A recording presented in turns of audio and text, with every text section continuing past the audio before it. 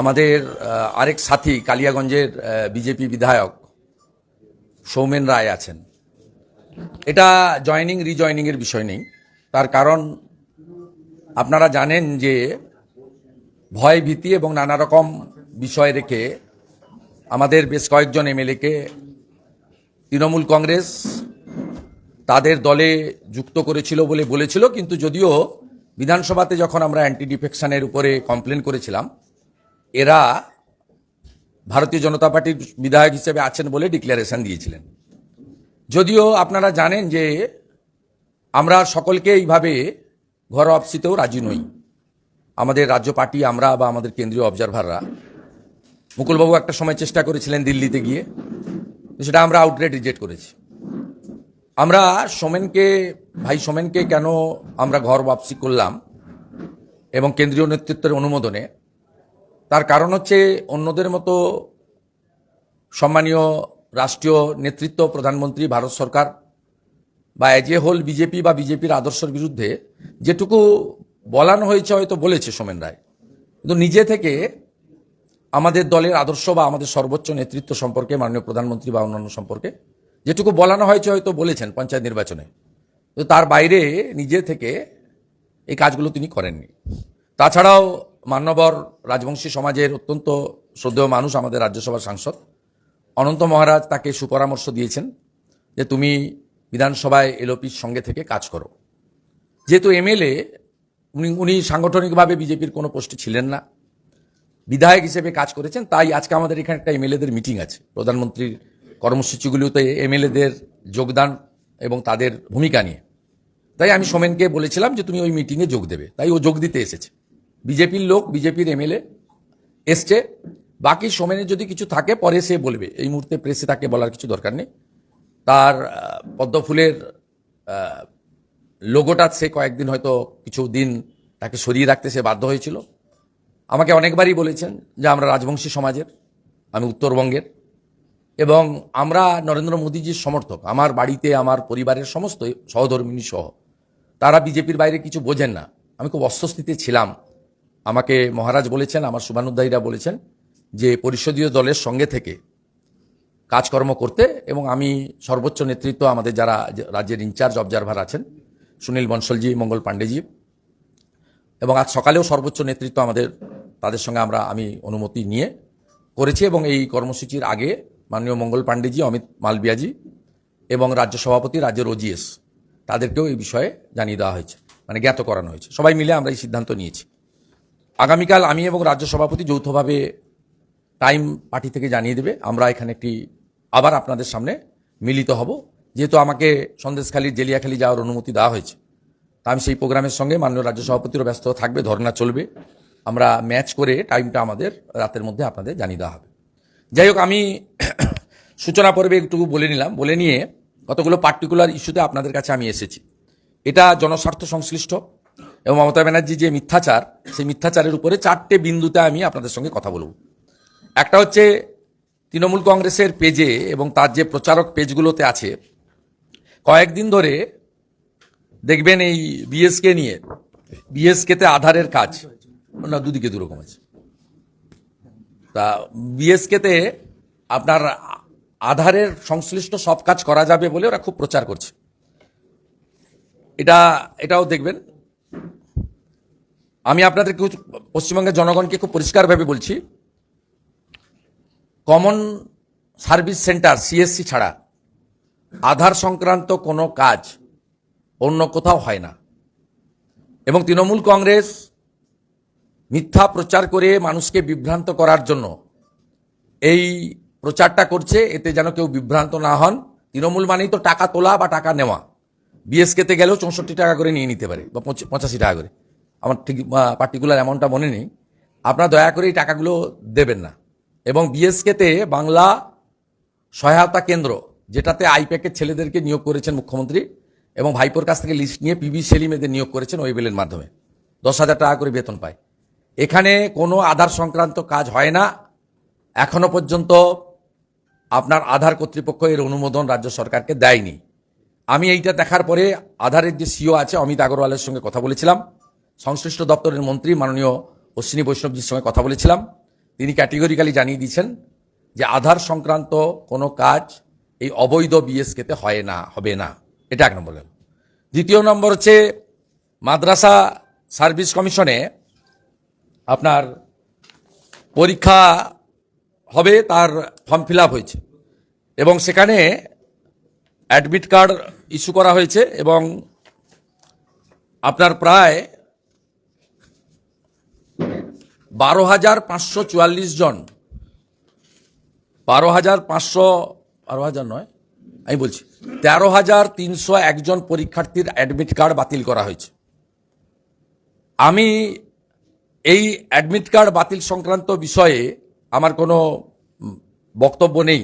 কেন ত্রুটি আছেন, যদি ত্রুটি না থেকে অ্যাডমিট বাতিল হয়, সংশ্লিষ্ট যারা অ্যাপ্লিকেন্ট আবেদনকারী তারা নিশ্চিতভাবে আমাদেরও জানাতে পারেন, কোর্টেও যেতে পারেন, বা বিভিন্নভাবে সরকারকেও আবেদন করতে পারেন, বা মাদ্রাসা বোর্ডকেও পুনর্বিবেচনার আদেশ করতে পারেন। আমি যে কথাটা আপনাদের বলতে চাই, আগে পশ্চিমবাংলায় পরীক্ষার ক্ষেত্রে মানে চাকরির পরীক্ষার ক্ষেত্রে 150 টাকা করে নেওয়া হতো।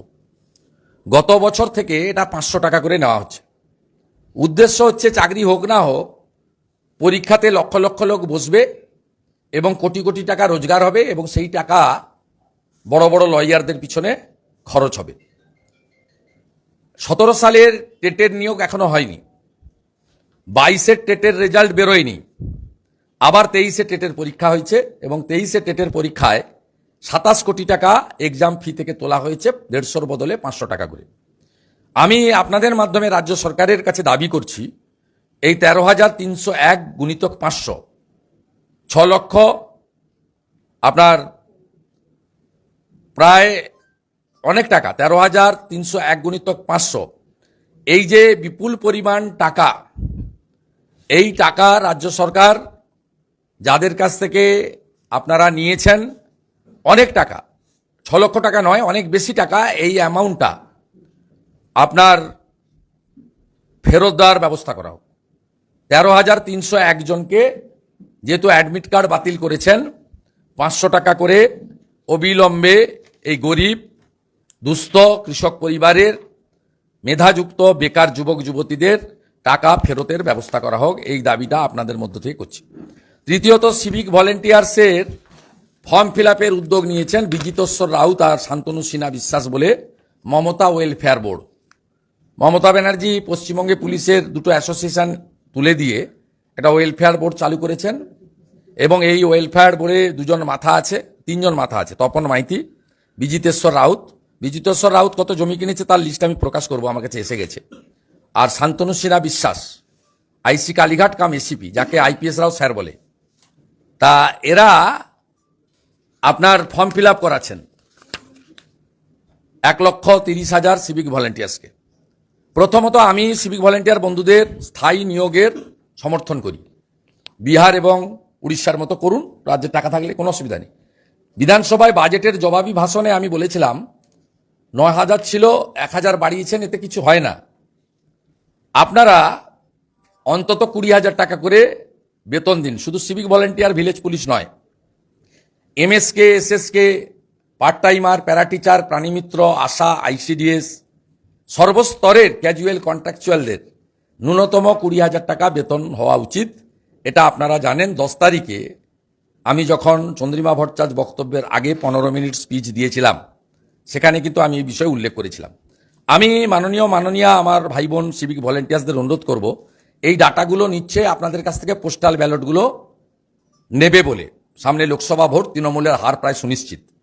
দ্বিতীয়ত, ভবিষ্যতে কোর্ট হতে পারে বা হবেই, কারণ পুলিশ রিক্রুটমেন্ট বোর্ডের যে গাইডলাইন আছে তাতে মাঠ এবং হাইট, চেস্ট, ফিজিক্যাল, সাথে সাথে রিটিন এক্সামকেও কোয়ালিফাইড করতে হয়। রাজ্য সরকার আপনাদের সমকাজে সমবেতন না দিয়ে একলপ্তে উড়িষ্যা বা বিহার সরকারের মতো পার্মানেন্ট না করে আপনাদেরকে এই ফর্মটা ফিল আপ করছে জুনিয়র কনস্টেবলের দৌড়ে রাখার জন্য। তাতে যে গলতটা মাননীয় মুখ্যমন্ত্রী করছেন সেটা হলো, পুলিশ রিক্রুটমেন্ট রুলস যেটা আছে সেই রুলসকে কিন্তু তিনি পরিবর্তন করেননি। সম্পূর্ণ বেআইনি যেভাবে আজকে লক্ষ লক্ষ হাজার হাজার ছেলে মেয়ে, শিক্ষক, শিক্ষাকর্মী, বন দপ্তর, ফায়ার ব্রিগেড, মিউনিসিপাল রিক্রুটমেন্টে ফেঁসে গেছেন এই রাজ্যে, ঠিক একইভাবে সিভিক ভলেন্টিয়ার্স ভাই বোনেদেরও ফাঁসানোর জন্য এটা করছেন। আপনারা সমস্বরে দাবি তুলুন, আগে পুলিশ রিক্রুটমেন্ট রুলকে চেঞ্জ করুন, রুলস চেঞ্জ করুন, বিধানসভাতে রিক্রুটমেন্ট রুলসের আইন বদল করুন, তারপরে এই ভাঁওতাবাজি দিন আর সদিচ্ছা থাকুন এটা করুন। দুটো কারণ, একটা হচ্ছে সবাই জানে 2014 সালে মার্চের 1 তারিখ বা 2 তারিখ ভোট ঘোষণা হয়েছিল, 2019 সালে 10 তারিখে ঘোষণা হয়েছিল মার্চে। সবাই জানে যে মাননীয় প্রধানমন্ত্রীও তার মন কি বাতে বলেছে যে মার্চ মাসে ভোট ঘোষণা হতে পারে বা হওয়ার আমরা আশা করছি, আমরা তো বলতে পারি না, ইসিআই বলবে। তা মার্চের যে কোনো দিন ভোট ঘোষণা হয়ে যাবে। তাই এই ফর্ম, এই যে ঢপবাজির ফর্ম, চিটিংবাজির একটা ব্যবসা, শান্তনু সিনহা, বিজিতেশ্বর রাউত আর তপন মাইতিকে দিয়ে এই ব্যবসাটা খুলেছে। এদের সব ডিটেলস নিয়ে পোস্টাল ব্যালটগুলো নেবে আর ঢপবাজি মেরে ফর্মটা ফিল আপ করিয়ে রাখবে যে দিল্লির ভোটতে তো যা হয় হবে, আমরা তো এখানে আছি, আরও কিছুদিন আছি, আমরা এটা করে দিয়ে যাব। তাই আমি আপনাদেরকে সতর্ক করার জন্য, ভবিষ্যতে যাতে আপনারা বিপদে না পড়েন এবং আপনারা যাতে সমস্বরে পুলিশ রিক্রুটমেন্ট রুলস চেঞ্জ করার দাবি করেন, সেজন্য আমি আপনাদের কাছে আবেদন করব। সাথে সাথে মুখ্যমন্ত্রী কুর্মী ভোট অর্থাৎ মাহাতো কমিউনিটির ভোট, যারা আমাদের দেশের অত্যন্ত একটি পুরনো প্রাচীন জনজাতি এবং অত্যন্ত অহংকারের গর্বের জাতি, তাদের এত সাদাসিধা জীবনযাপন, তাদের দেশমাতৃকার প্রতি ভক্তি এবং তাদের নানা রকম যে ভাষা থেকে শুরু করে সাংস্কৃতিক বৈচিত্র্য এবং পরিবেশ, দেবদেবীদের পুজো করা, গাছ থেকে, নদী থেকে, পাহাড় থেকে, এজন্য আমাদের মাহাতো কুর্মী সমাজ, তাদের সঙ্গে আমাদের একটা ভালো বন্ডিং, একাত্মতা রয়েছে। মুখ্যমন্ত্রী নিজে কুর্মী সমাজের যে আন্দোলন তারা এসটি হওয়ার জন্য করছিলেন, গত বছর অনেক দমনপীড়ন করেছেন, অনেক মাহাতো নেতাদেরকে গ্রেপ্তার করেছেন, তাদের বাড়িতে রেড করেছেন এবং মুখ্যমন্ত্রীর মাননীয় ভাইপো, পশ্চিমবঙ্গের যুবরাজ, যাকে আদর করে আমরা কয়লা ভাইপো বা তোলাবাজ ভাইপো বলি, তিনি যখন বাঁকুড়া বা ঝাড়গ্রাম ইত্যাদি এলাকায় গেছিলেন, সেখানে বিশেষের বিশেষণে ভূষিত হয়েছিলেন এবং অনেক জায়গায় এই বিশেষণ তাকে শুনতে হয়েছে। তারপরে লোধাশুলি গুপ্তমুনি থেকে একাধিক মাহাতো নেতাকে 1 মাসেরও বেশি জেল খাটানো হয়েছিল। কিভাবে দমনপীড়ন করা হয়েছে এটা সবাই দেখেছে, কারণ ব্রিটিশদের বিরুদ্ধে আন্দোলনে যেমন বিরসা মুন্ডা, সিধু মুর্মু, কানু মুর্মু, চাঁদ মুর্মুদের বিরাট অবদান রয়েছে, তেমনি ঝাড়খণ্ডের আদিবাসী সমাজ মাহাতোরাও, তারাও এই স্বাধীনতা আন্দোলনে ব্রিটিশদের বিরুদ্ধে লড়াইতে উল্লেখযোগ্য অবদান রেখে গেছেন।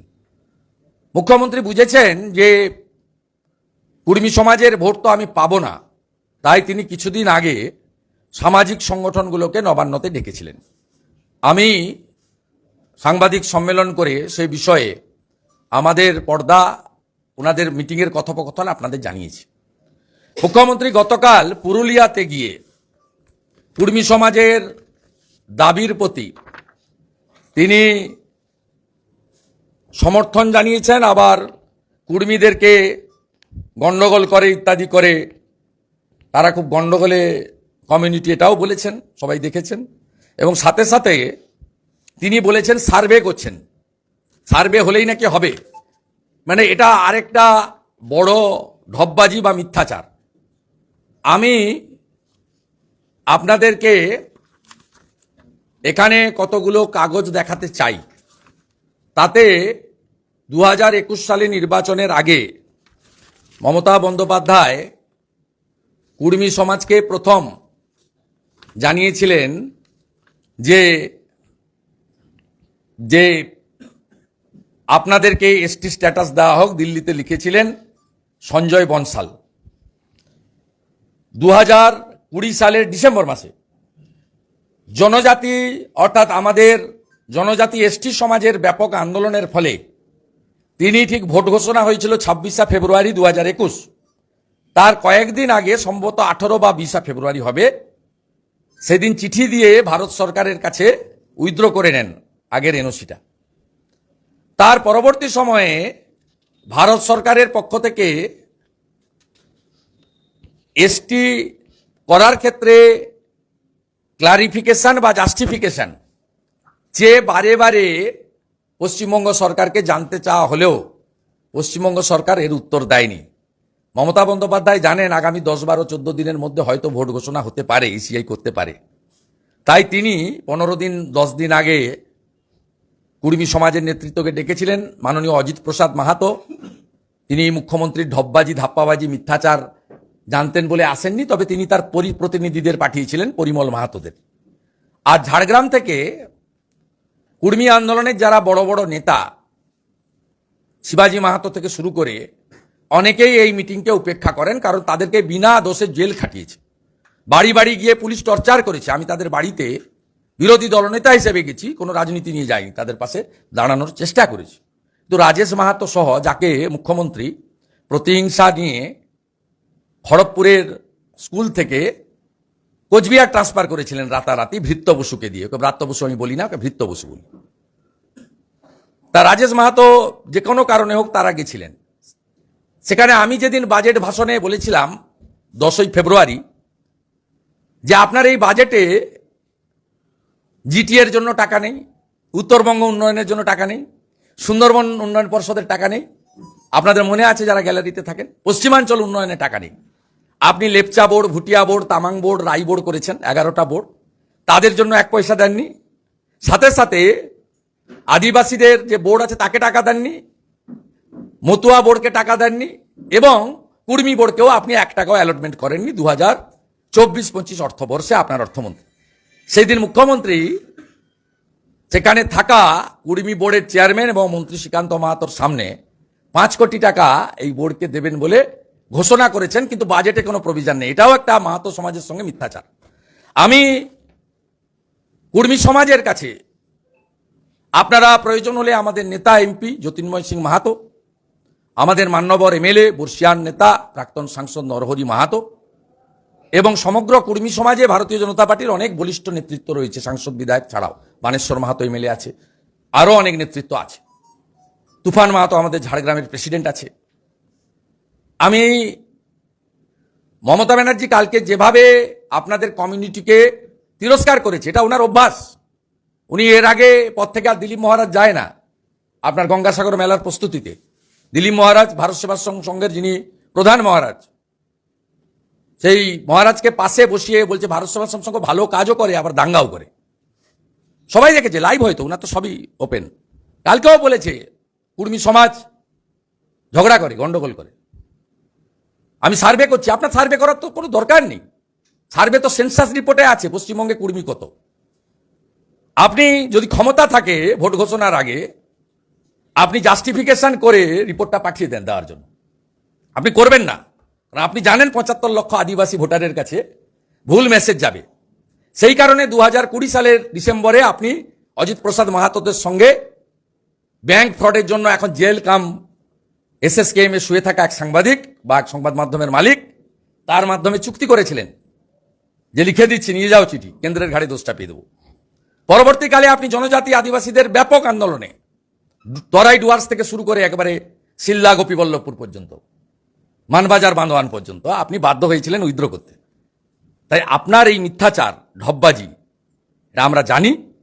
আমি আমার অত্যন্ত গর্বের কুর্মী সমাজকে বলবো, মমতা ব্যানার্জির এই মিথ্যাচারের কাছে ফাঁদে আপনারা কেউ পা দেবেন না।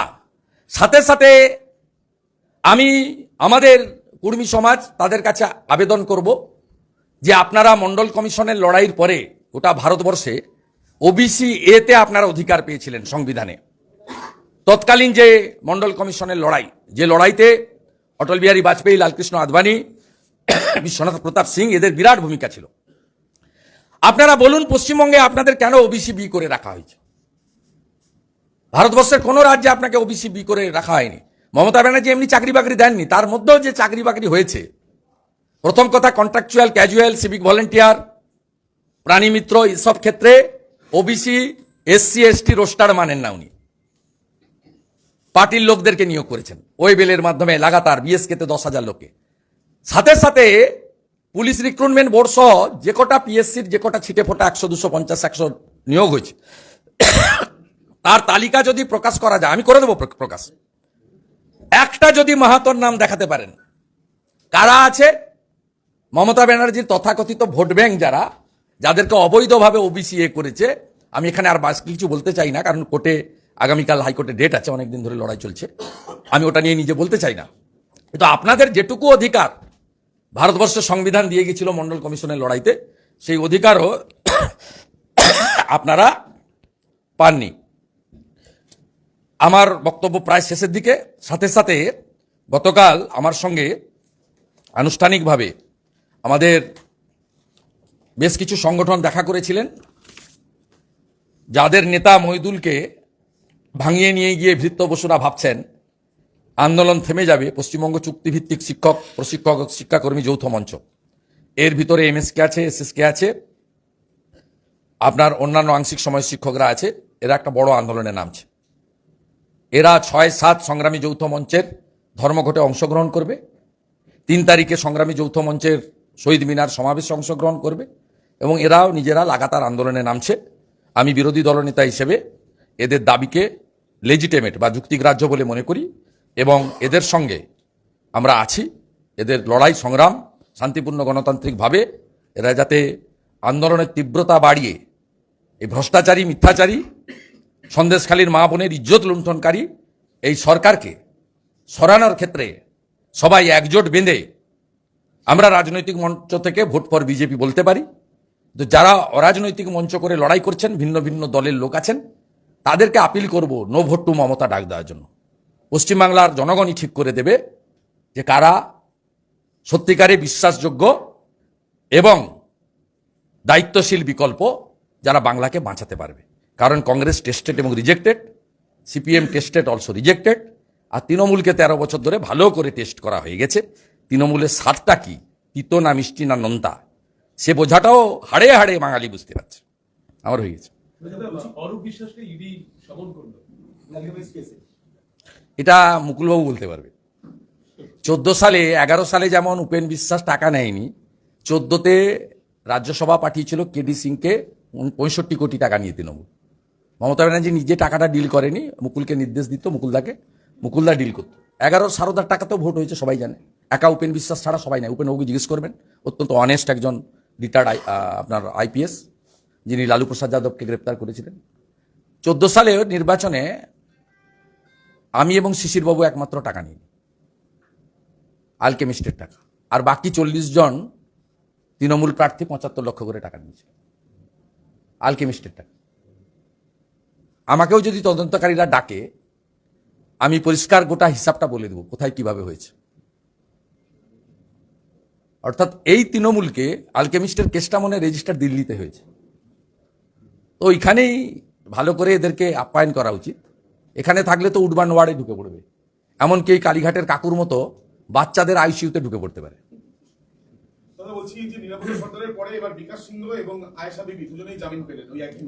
শুধু লোয়ার কোর্টে পায়নি, বিকাশ সিং এর ব্যাপারে মান্যবর বিচারপতি কৌশিক চন্দ্র এখানে বেল দিয়েছেন। তার স্ত্রী রিট করেছেন, বেল চাননি, রিট করেছেন, মিথ্যা মামলা।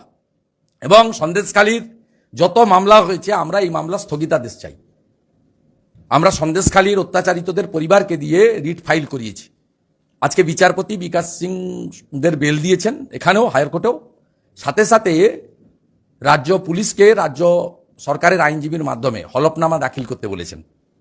এবং এই মামলাগুলো যে মিথ্যা, সাজানো, মমতা ব্যানার্জির নির্দেশে রাজীব কুমার এসব মামলা সাজিয়েছেন দমন পীড়নের নীতি নেওয়ার জন্য, সেটা সবাই জানে। এবং আমাদের বিশ্বাস সমস্ত মামলায় স্থগিতাদেশ হবে এবং নিরীহ, গরিব, অত্যাচারিত সন্দেশখালীর মা, ভাই, বোন, দাদা, দিদিরা, তাদের উপর এই ধরনের অত্যাচার বন্ধ হবে। ভারতীয় জনতা পার্টি শুধুমাত্র এলাকায় গিয়ে লড়াই নয়, রাজ্যব্যাপী ধর্ণা, অবস্থান, বিক্ষোভে নয়, আইনি লড়াইতে আমাদের লিগ্যাল সেল এবং বা বিশেষভাবে পারদর্শী আইনজীবীদেরকে দিয়ে আমরা সম্পূর্ণ লিগ্যাল প্রোটেকশন তাদেরকে দিচ্ছি এবং ভবিষ্যতেও দেব। সন্দেশখালীর নাম করে মমতা বন্দ্যোপাধ্যায় বলছেন যে সন্দেশখালীকে নন্দীগ্রামের সঙ্গে তুলনা করবেন না, দুটো চরিত্র সম্পূর্ণ আলাদা, নন্দীগ্রাম এবং সিঙ্গুর। মমতা ব্যানার্জি নিজের রাজনৈতিক ক্যারেক্টারটা বদলে গেছে, তো ওই জন্য উনি এইসব কথা বলছেন। নন্দীগ্রামে লক্ষণ শেঠ জমি দখল করতে গেছিল, গ্রামবাসীরা প্রতিরোধ করেছিল কালো পতাকা নিয়ে, কোনো পার্টিকুলার ঝান্ডা নিয়ে নয়। সেই বর্ষতা বিরোধী সংগ্রামে গুলি চালিয়ে 41 জনকে খুন করা হয়। নন্দীগ্রামেও এইভাবে লাগাতার পার্টি অফিসে ডেকে নিয়ে গিয়ে হয়তো মা বোনের ইজ্জত সম্ভ্রম লুণ্ঠন হয়নি, কিন্তু 14ই মার্চের পরের দিন 15ই মার্চ 2007 অধিকারীপাড়া, গারুপাড়া এবং মালপল্লীতে 307 জন মহিলার ইজ্জত সম্ভ্রম একদিনে লুণ্ঠন হয়েছিল।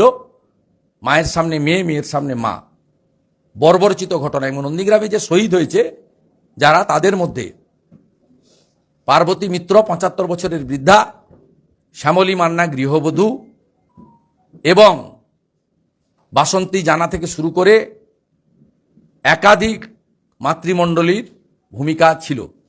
তাই সন্দেশখালীতে যেভাবে জমি লুট, মহিলাদের ইজ্জত সম্ভ্রম লুট, ভোটাধিকার লুট হয়েছে, ঠিক একইভাবে নন্দীগ্রামে জমি অধিগ্রহণ এবং মা বোনের ইজ্জত লুট হয়েছিল।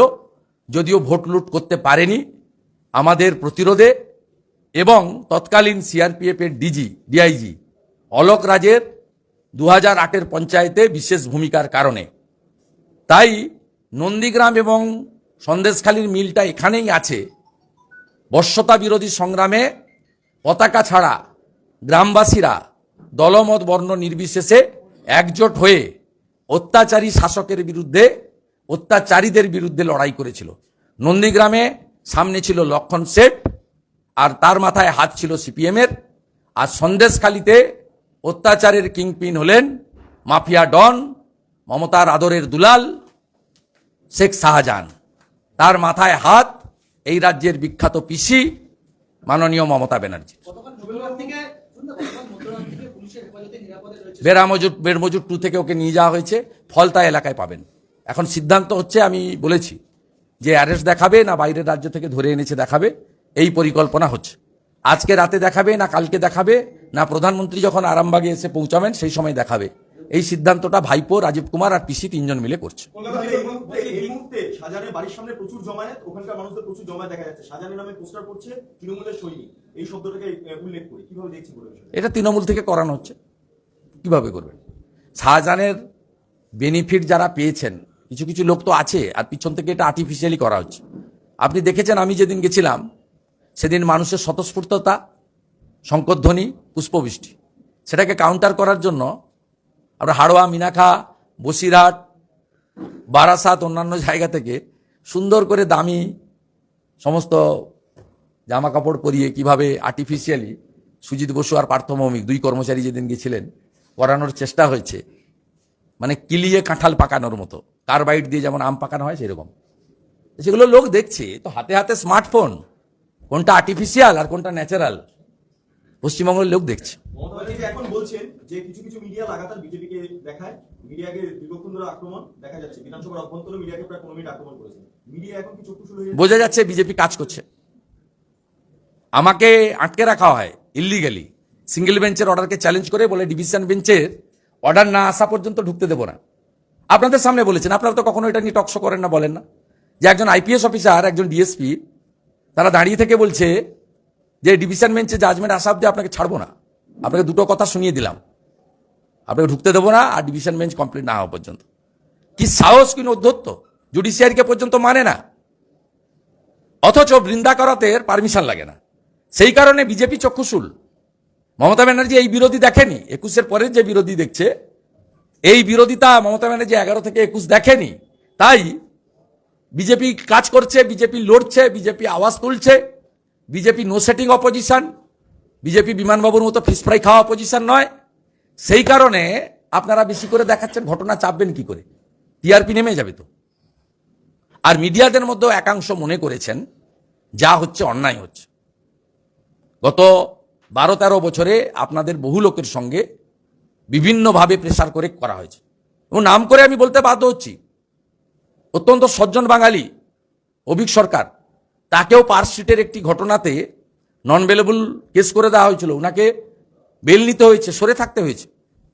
ইউটিউবারদের সঙ্গে যা করা হয়েছে, একটা মানব গুহ থেকে, শফিকুল থেকে, সন্ময়দাকে পুরুলিয়া পর্যন্ত তুলে নিয়ে তাকে শারীরিক নির্যাতন, এ অসংখ্য উদাহরণ আছে।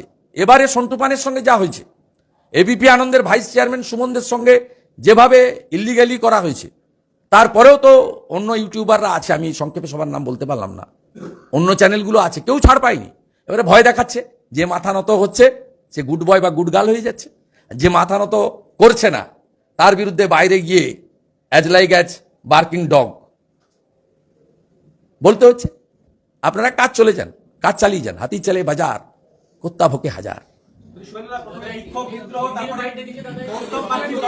কৌস্তব বাগচি হাত ত্যাগ করলেন এবং জল্পনা বিজেপি থেকে তিনি আসছেন। কংগ্রেস করবে কেন? স্টোভের উপরে কয়লা দিয়ে যদি স্টোভ চালাতে হয়, কংগ্রেসটা কে করতে চায় বলুন? আপনি গতকাল রাজ্যসভা ভোটের রেজাল্ট দেখেছেন। হিমাচল প্রদেশে ক্রস ভোটিং, মুখ্যমন্ত্রী পদত্যাগ করেছেন দেখলাম, আমি পরে মিডিয়াতে দেখলাম। হিমাচল প্রদেশে ক্রস ভোটিং, ইউপিতে আমাদের যা সিট পাওয়ার কথা ছিল তার থেকে বেশি সিট, মহারাষ্ট্রতে প্রায় একটা ছাড়া সব সিট। গতকাল ভারতীয় জনতা পার্টি রাজ্যসভাতে কি গেন করেছে দেখুন। কেউ কংগ্রেসটা করতে চাইছে না, এর ক্রেডেন্সিয়াল এবং এর বিশ্বাসযোগ্যতা দুটোই উঠে গেছে। আমি একটু আগে দুপুরবেলা একটা এক্স স্যান্ডেলে সম্মানীয় মল্লিকার্জুন খাড়গেজির একটা ইন্টারভিউ ছেপেছি, দেখবেন সন্দেশখালি নিয়ে কি বলছেন। এই যাদের স্ট্যান্ড, হাফার্টেড স্ট্যান্ড, বলছে অধীর চৌধুরী কি বলছে, সাংবাদিক বলছে জঙ্গল রাজ চলছে, বলছে हाँ हाँ वहाँ तो ये सब चलता ही है, एक इधर में कांग्रेस, उधर में कम्युनिस्ट, बीच में टीएमसी, ये तो चलता ही है। এত ক্যাজুয়াল কংগ্রেস তো স্বাভাবিকভাবে যে কটা ছিটে ফোটা লোকজন আছে তারা থাকতে চাইবে না। আর বাকিটা কি করবে এটা তো কৌস্তব বাগচির ব্যাপার, আমার বিষয় নয়। আর কৌস্তব বাগচি দল পরিবর্তন করতে চাইলে ভারতীয় জনতা পার্টির কাছে অ্যাপ্রোচ করতে হবে। ভারতীয় জনতা পার্টির দল রয়েছে, আমি লিডার অফ অপোজিশন, পার্টিতে কাউকে ইনক্লুড করা এক্সক্লুড করা আমি ওপিনিয়ন দিতে পারি, যেহেতু আমি কোর টিমে আছি, আমি ডিসিশন নিতে পারি না। পার্টি উইল ডিসাইড এবং পার্টি জানিয়ে দেবে। তবে ওর যে বক্তব্যগুলো কৌস্তব হবে তাকে আমি ওয়েলকাম করছি। কৌস্তব হচ্ছে আপনার এবং আপনার প্রশংসা, সঙ্গে সঙ্গে প্রধানমন্ত্রী সন্দেশখালী ইস্যু নিয়ে তারও প্রশংসা করেছেন। না, উনি তো কংগ্রেসের থেকেই অপোজিশন লিডার হিসেবে আমার ভূমিকার প্রশংসা করছেন, কারণ ওনাদের অপোজিশন লিডার ছিলেন তো 16 থেকে। উনি খুব রেসপেক্টেড লোক, কানন সাহেব বলেছেন আমাকে কাজ করতে দিত না, দিল্লি থেকে কাজ করতে দিত না, খুব সম্মানীয় মানুষ। আমি করার চেষ্টা করেছি শুভেন্দু, কিন্তু আমাকে কাজ করতে দেওয়া হয়নি। তা উনি দেখেছেন, সূর্য ওর ভূমিকা দেখেছেন, উনি পার্থ চ্যাটার্জির ভূমিকা দেখেছেন অপোজিশন লিডার হিসেবে, সেই জন্য মূল্যায়ন করেছেন। এটা অনেক আগে থেকে, 1.5-2 বছর ধরেই বলছেন, এটা নতুন কিছু নয়। কংগ্রেস বলছে যে বিজেপির হাত শক্ত করছে কৌস্তব এবং কংগ্রেস নেই পশ্চিমবঙ্গে, কংগ্রেস নেই।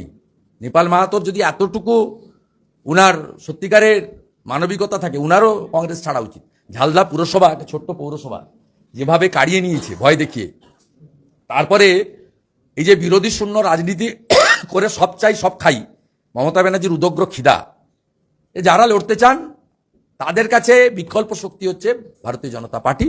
এবং নেতারা কে এলো গেল বড় কথা নয়, ভোটার জনগণ বিজেপির সঙ্গে আছে। মা বোনেরা সন্দেশখালী দেখে ঐক্যবদ্ধ, 1 লক্ষ টাকা করে পরিবার পিছু দিলেও কোনো মহিলা এবারে ওই তোলামূল চোরামূলকে ভোট দেবে না। চলুন আমাদের शुभेंदु हाईकोर्ट ने आज बोला है शीख शाहजहां के लिए कि उसे ईडी, सीबीआई या फिर स्टेट पुलिस कोई भी उसको अरेस्ट कर सकती है। I welcome this judgement. কালকে নির্মলা সীতারামন যেটা বলছেন, যেটা আপনারা বারবার বলেছেন, একজনকে শেষ করতে দিন। ये संदेश खाली में आज ये कुछ महिलाओं को जमीनें वापस की जा रही हैं, तो वो महिलाएं कहती हैं कि जमीनें मिल तो रही हैं, बड़ी मुश्किल से मिली है, लेकिन अब वो इस लायक नहीं कि वो वहाँ पे काम कर सके। दूसरा, शाहजहां इतने दिन से फरार है, संदेश खाली हिंसा की आग में झुलस रहा है, गिरफ्तार क्यों नहीं हो पा रहा है, क्या मजबूरी है? ये सही बात है, शाहजहां को शेल्टर देके रखा है ममता पुलिस, लेकिन शेल्टर खत्म हो गया है। मैं जो ट्वीट किया एक सैंडल में डाला ना, वो विथ रिस्पॉन्सिबिलिटी में डाला, उसको ये लोग अपने कब्जा में रखेंगी और वहां से मोबाइल फोन से वो एरिया कंट्रोल करेगी। इसलिए शाहजहां को एरिया से उठा लिया और वहां टीएमसी पोस्टर लगा रहा है शाहजहां के फेवर में। ये एकमात्र सॉल्यूशन है, यहाँ का पुलिस का खिलाफ एक्शन होना चाहिए। बंगाल में पुलिस सीआरपीसी आईपीसी के अंदर, कॉन्स्टिट्यूशन के अंदर सत्य में वो जो उसका है, उसके अंदर जो काम करना चाहिए वो काम नहीं कर रहा है। और ममता बनर्जी को जितना टाइम तक बंगाल का जनता सब मिलके एक चीफ मिनिस्टर नहीं बनाएंगे तब तक ये अत्याचार चलते रहेगी और भाजपा भी लड़ते रहेगी।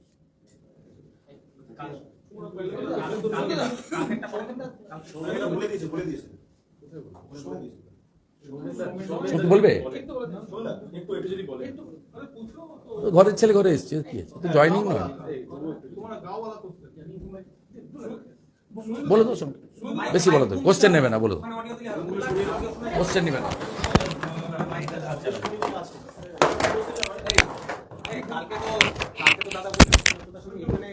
কালকে ওইখানে যেতে পারে এই সরে যাও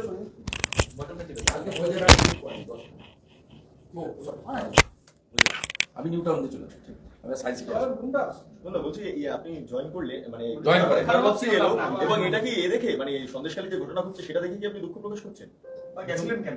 দেখুন শুধু সন্দেশখালী নয়, আপনারা জানেন যে উত্তর দিনাজপুর জেলার প্রত্যন্ত বিধানসভা বাংলাদেশ সীমানা সংলগ্ন, সেখানে আমি ভারতীয় জনতা পার্টির হয়েই লড়াই করেছিলাম এবং সেই দলের বিধায়ক ছিলাম এবং আছে। পরবর্তীতে বিভিন্ন চাপ, যেটা দাদা বললেন, আমি দাদাকে সব বলেছি, শেয়ার করছি এবং এতটা অঞ্চলে সবাই জানে। সেদিন বাধ্য করেছিল ঠিকই, কিন্তু শরীরটাই গেছিল, মনটা যায়নি। কারণ আমি সহ আমার পরিবার সবাই প্রধানমন্ত্রী এবং ভারতীয় জনতা পার্টির সমর্থক। এই অল্প সময়ের মধ্যে যা অভিজ্ঞতা হয়েছে, আমি যদি বিধানসভা থেকে শুরু করি, আপনারা জানেন যে 6 মাস আগে, আমি নাম বলছি না যেহেতু মাইনর, একটা মৃত্যুকে কেন্দ্র করে যে নোংরা রাজনীতি করেছিল এবং আমরা সেই মৃত্যুটাকে খুব দুঃখের সহিত নিয়েছিলাম, কারণ ওটা রাজবংশী সমাজের ছিলেন। সেই মৃত্যুটাকে কেন্দ্র করে জনমানুষের যে তৃণমূলের প্রতি একটা ঘৃণা জন্মেছিল, সেটাকে মেকআপ করবার জন্য যেভাবে পুলিশ ডেপুটেশন দিতে যাওয়া রাজবংশী যুবক যুবতীদের উপর লাঠিচার্জ থেকে শুরু করে, ফায়ারিং থেকে শুরু করে, জল কামান থেকে শুরু করে এবং মিথ্যা মামলা দিয়ে যেভাবে রাজবংশী পরিবারগুলোকে ছন্নছাড়া করেছিল, সেটা আমাকে দাঁড়িয়ে দাঁড়িয়ে সেদিন দেখতে হয়েছিল। সেই কষ্ট দুঃখ আমাকে যেমন ভুলতে দেয় না, ঠিক তেমনি আজকে সন্দেশখালী মানুষ টিভি দেখছে, খুলছে সন্দেশখালী। আমার মনে হয় শুধু আমি নয়, বাংলার সর্বস্তরের মানুষের ডিসিশন নেওয়া উচিত, এগিয়ে আসা উচিত, সন্দেশখালীর প্রতিবাদ করা উচিত, এই সরকারটাকে নির্মূল করা উচিত, যাতে আগামী দিন বাংলার মানুষ সুস্থ স্বাভাবিক জীবনযাপন। 2 মিনিটের বেশি চলো রবিদা